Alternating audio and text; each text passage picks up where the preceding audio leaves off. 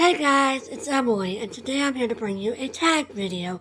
I was tagged in the March Mystery Madness tag 3.0 by both Liz Schubert and Elizabeth from Wizzy Fable's books, and of course Elizabeth is the creator of all three versions of the March Mystery Madness tag. So I'm going to link both of those ladies down below so you can go check out their versions of this tag. And this is a really quick little tag with only 6 prompts, 2 for each word in March Mystery Madness. So the first prompt is March number 1, and that is show a book that has either the word green in the title or has green on the cover, and this doesn't have to be a mystery. So for this one, I picked what is probably one of my favorite book covers of all time, the cover for Anne of Ingleside by Ellen Montgomery. I just love the flowers and the brightness of the colors, and particularly the brightness of Anne's hair. And as you can see, the border's green, and there's green trees in it, and it's just a really beautiful cover.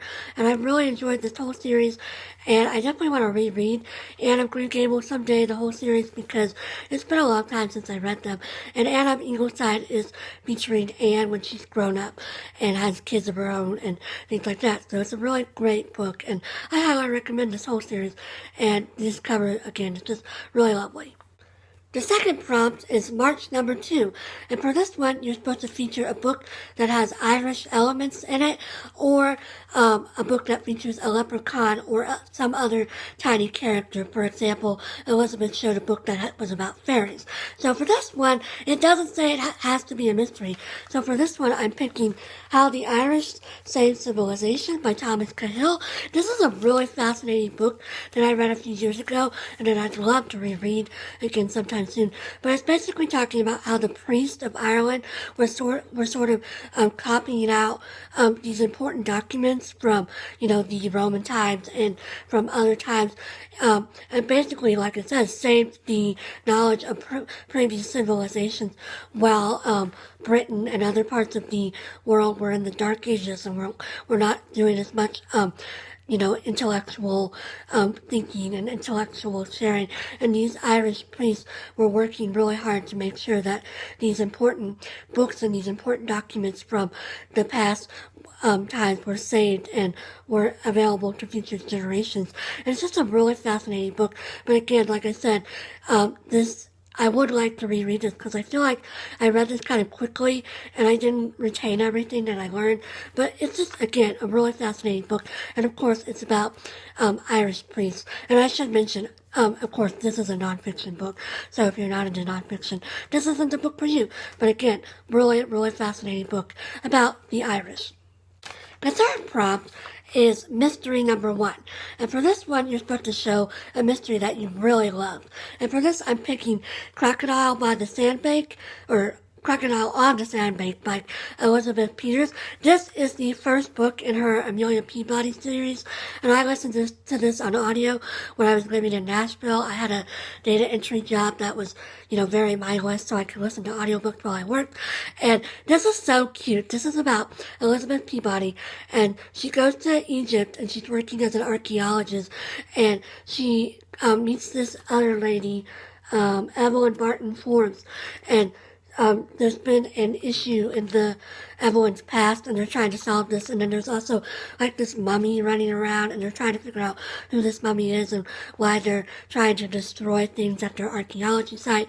And then of course there's also Emerson. His first name is Radcliffe, and so this is such a cute book, y'all.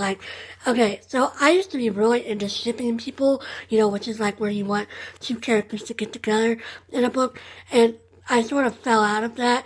And then when I listened to this book, this was the first book in a long time where I really was shipping Amelia and Radcliffe, or he's known mostly by Emerson, but Amelia and Emerson, and I really wanted them to get together, and I was like, oh my goodness, just kiss already. So I was really excited because they got together at the end. And of course, it's not a spoiler to say they figured out the mystery as well. So, super cute book, and I highly recommend this on audio. And I've never read any more of the series, and I don't know why. But yeah, this is super cute. Highly recommend this. The next book, or the next prompt, is mystery number 2. And for this one, you're supposed to show a mystery that you're greatly anticipating. And of course, I'm anticipating all the books on my March Mystery Madness TBR, but I particularly am looking forward to The Life We Buried by Alan Eskins. This is a book that Rachel over at the Shades of Orange has talked about a lot, and she's mentioned it multiple times on her channel, and I think I mentioned on my TBR that I'm reading this book part of the opposite prompt because Rachel highly recommended it in her mystery recommendation video. And this is about two kids who are interviewing this guy who was convicted of a murder, and he's been released from prison, and they sort of discover that he didn't really commit this murder, and so they're out to figure out who the murderer actually was. And this sounds like it's going to be very exciting, and I'm really looking forward to this book. The fifth prompt is Madness number 1, and for this book, this prompt is supposed to feature a book with a psychopath in it, and I had to go look on Goodreads and choose a book out of a list because I really couldn't think of any. And the one I came up with from the list was Lord of the Flies by William Golding, and I'm actually glad I get to feature this book because I was thinking about doing it for the book with green on the cover until I remembered Anna Eagle Side. But this is about, I read this in high school, and this is a pretty common book for people to read.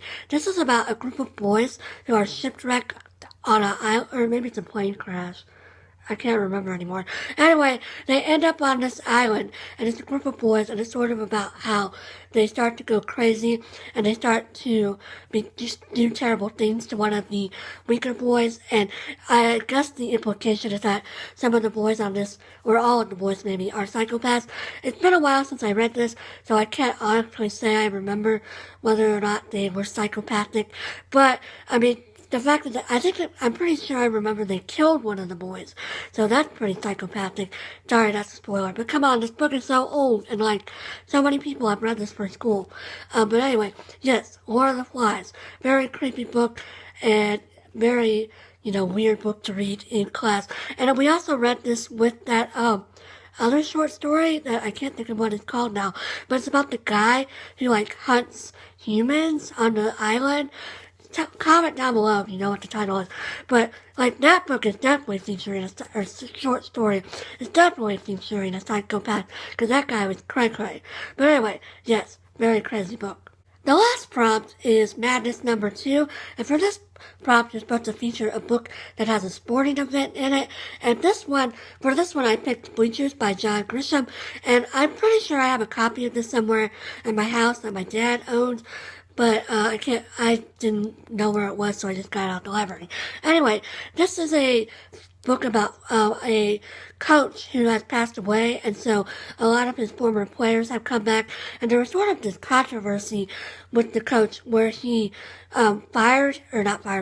he forced his star player to quit right in the middle of a big championship game. And so there's always been this drama surrounding that event. And so they're at this guy's funeral as, the truth story sort of starts to come out.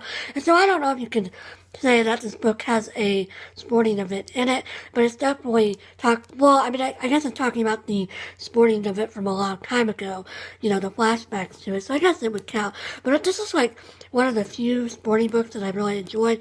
I'm not much on sports, but I do really like sports movies. Remember the Titans is one of my all-time favorite films, because, in sports movies, you don't have to sit through all of the plays. They just show you the most important ones, and I really enjoy that because all of the plays they show you are really exciting. So I do enjoy a good sports movie, and I really enjoyed this book.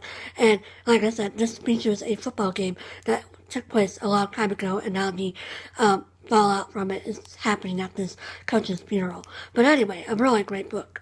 Alright, so that's my March Mystery Madness tag, and I'm just going to tag anybody that wants to do it. March is only half over, so you still got plenty of time to tag people and to do it yourself.